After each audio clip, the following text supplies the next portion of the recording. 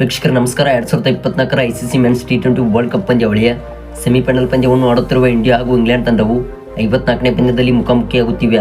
ಹೌದು ವೀಕ್ಷಕರೇ, ಈ ಒಂದು ಪಂದ್ಯಾವಳಿಯು ಇದೀಗ ವೀಕ್ಷಕರೇ ಅಂತ್ಯಕ್ಕೆ ಬಂದು ತಲುಪಿದೆ.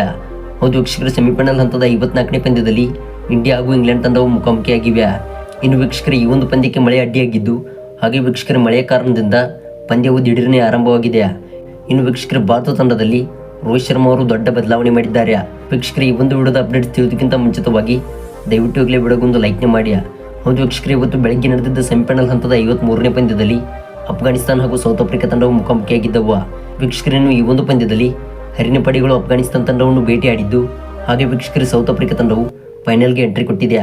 ಇನ್ನು ವೀಕ್ಷಕರೇ, ಇವತ್ತು ಸೆಮಿಫೈನಲ್ ಹಂತದ 54ನೇ ಪಂದ್ಯದಲ್ಲಿ ಇಂಗ್ಲೆಂಡ್ ಹಾಗೂ ಇಂಡಿಯಾ ತಂಡವು ಕಾದಾಟ ನಡೆಸುತ್ತಿವೆ. ಇನ್ನು ವೀಕ್ಷಕರೇ, ಈ ಒಂದು ಪಂದ್ಯದಲ್ಲಿ ಗೆದ್ದ ತಂಡವು ಫೈನಲ್ ಹಂತಕ್ಕೆ ತಲುಪಲಿದೆ. ಇನ್ನು ವೀಕ್ಷಕರೇ, ಈ ಒಂದು ಪಂದ್ಯಕ್ಕೆ ವರುಣ ಆಲ್ಬರ್ಟ ಹೆಚ್ಚಾಗಿದ್ದು, ಹಾಗೆ ವೀಕ್ಷಕರೇ ಈ ಒಂದು ಪಂದ್ಯವು ದಿಢೀರನೆ ಆರಂಭಗೊಳ್ಳಬಹುದೆಂದು ಇದೀಗ ಅಪ್ಡೇಟ್ಸ್ ಬರುತ್ತಿದೆ.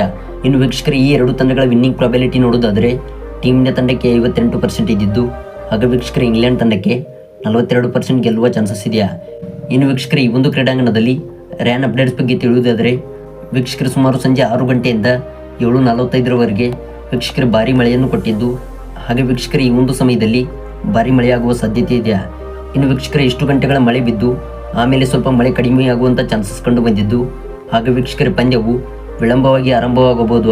ಹಾಗೆ ವೀಕ್ಷಕರೇ, ಟೀಮ್ ಇಂಡಿಯಾ ತಂಡದಲ್ಲಿ ರೋಹಿತ್ ಶರ್ಮಾ ಅವರು ಇವತ್ತಿನ ಪಂದ್ಯದಲ್ಲಿ ಒಂದು ದೊಡ್ಡ ಬದಲಾವಣೆ ಮಾಡಬಹುದೆಂದು ಅಪ್ಡೇಟ್ಸ್ಗಳು ಕೂಡ ಬರುತ್ತಿವೆ. ಹೌದು ವೀಕ್ಷಕರೇ, ಶಿವಮ್ ದುಬೆ ಅವರ ಜಾಗದಲ್ಲಿ ಸಂಜು ಸ್ಯಾಮ್ಸನ್ ಅವರಿಗೆ ಚಾನ್ಸ್ ಸಿಗುವಂಥ ಸಾಧ್ಯತೆಗಳು ಕಂಡು ಬಂದಿವೆ. ವೀಕ್ಷಕರೇ, ಈ ಒಂದು ಅಪ್ಡೇಟ್ಸ್ BCCI ಇಂದ ಬಂದಿದ್ದು, ಹಾಗೆ ವೀಕ್ಷಕರೇ ಅವರು ಹೇಳಿದ ಅಪ್ಡೇಟ್ಸ್ ಅನ್ನು ನಿಮಗೆ ತಿಳಿಸಿದ್ದೇವೆ. ವೀಕ್ಷಕರೇ, ವಿಡಿಯೋ ಇಷ್ಟವಾಗಿದ್ದರೆ ದಯವಿಟ್ಟು ವಿಡಿಯೋಗೊಂದು ಲೈಕ್ನ ಮಾಡಿ.